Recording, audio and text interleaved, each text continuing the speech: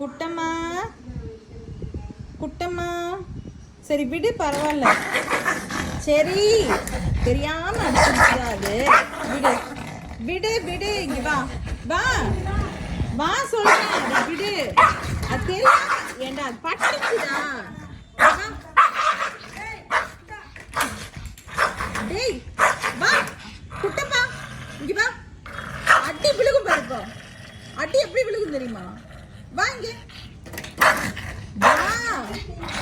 இல்லைங்க அது வந்து அவனுக்கு பட்டுச்சு தலைக்கு.